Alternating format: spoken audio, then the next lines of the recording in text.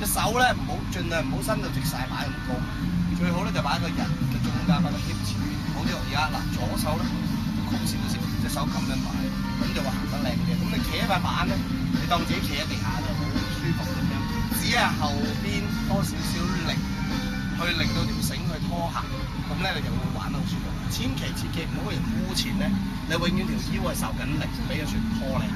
咁記住個人係少少挨後，而家你都諗到個 hip 變咗丁字咁樣。咦？佢真係姓丁㗎喎！